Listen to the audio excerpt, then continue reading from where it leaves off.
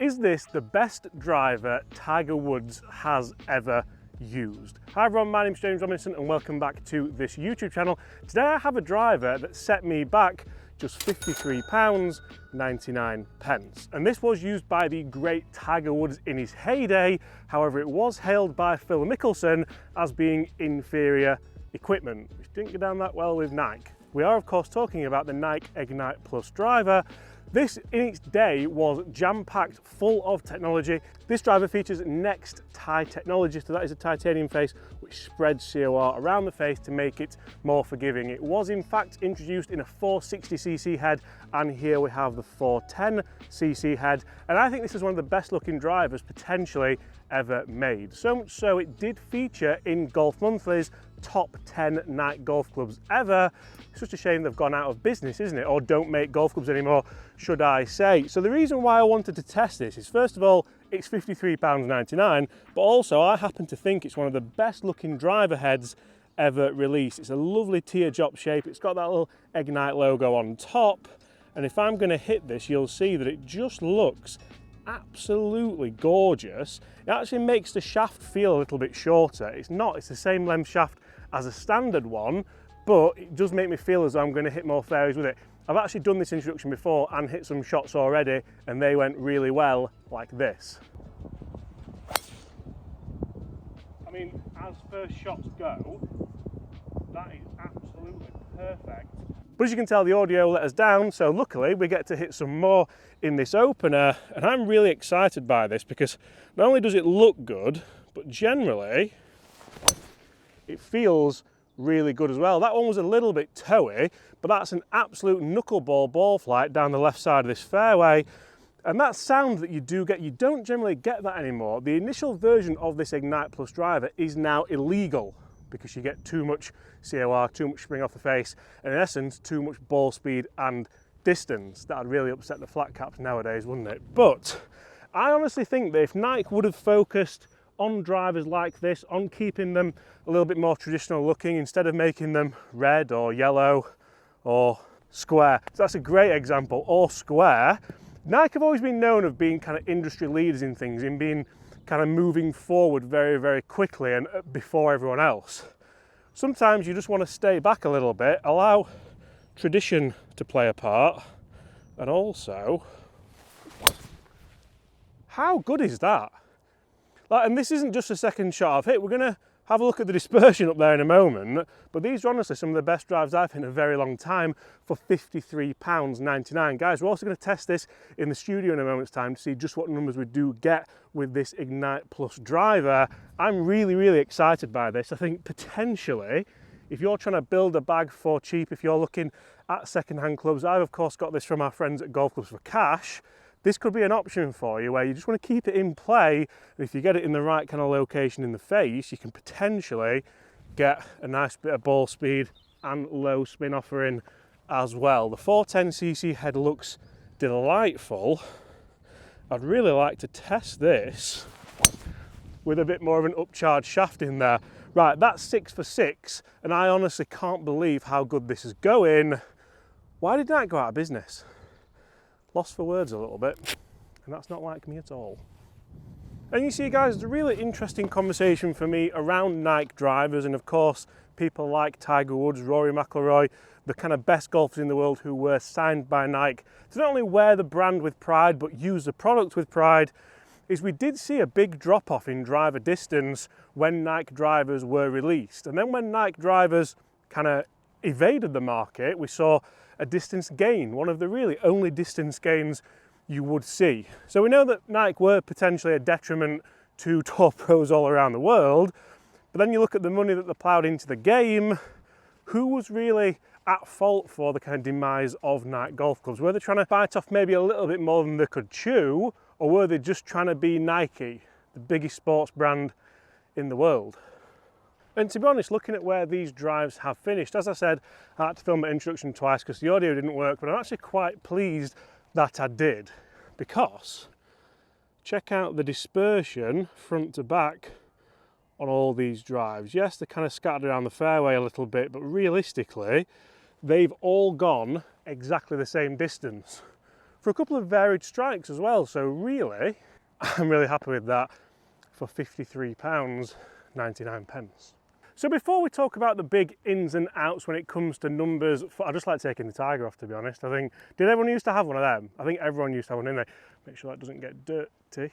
Anyway, before we start talking about ins and outs of the numbers for this Nike Ignite Plus driver, who really was the demographic for this club? Who were Nike selling on Nike? I always get this wrong, it's Nike, isn't it? No, in the UK it's Nike.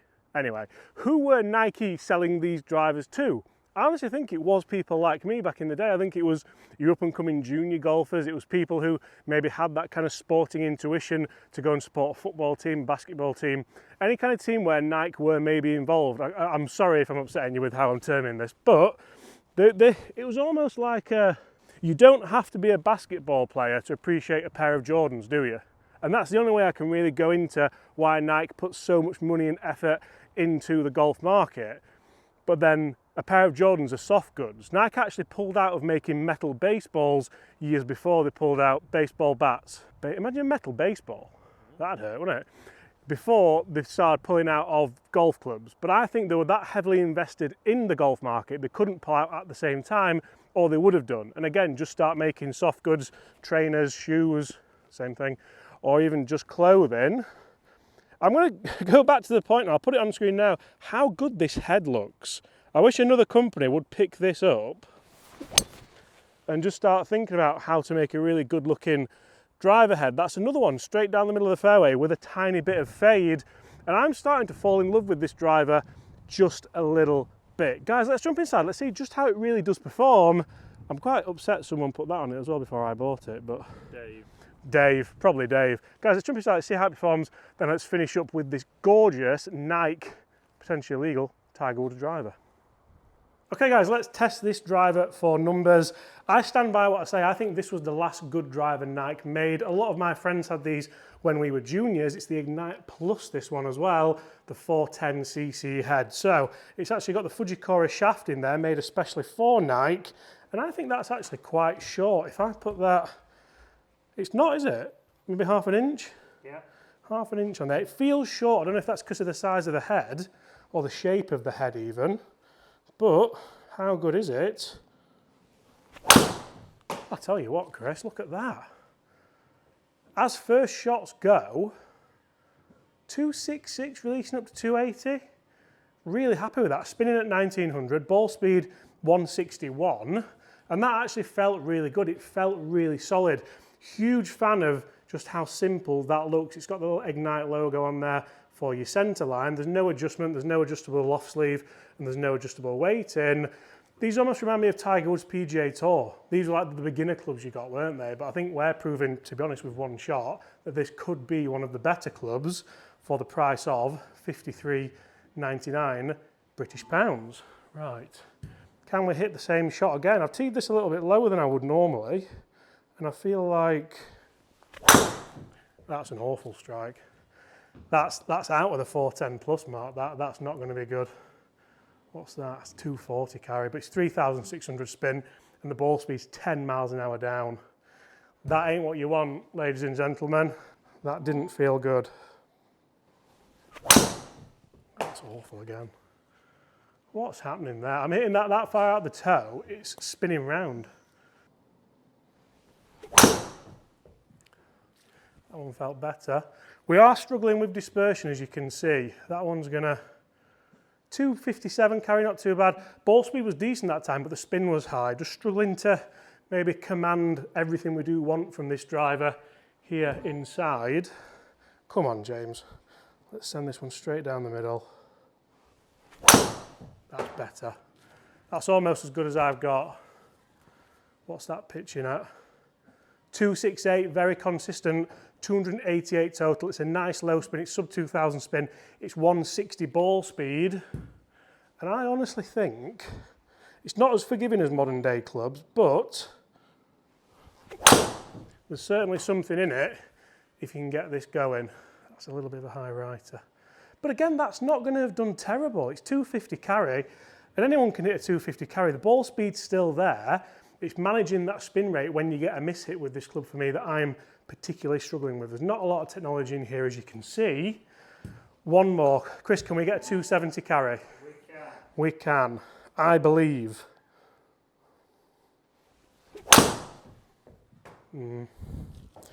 Not so sure. That's just the spin rate. It's a carbon copy of the last one. 256, 270 total, 3,000 spin, 162 ball. Guys, let's run back outside. Let's see just how good this Nike Ignite Plus driver really was and whether you should spend 40 quid on it. 40 quid. It's worth it just for the laugh, isn't it, I think? On the golf course. That's off the golf course.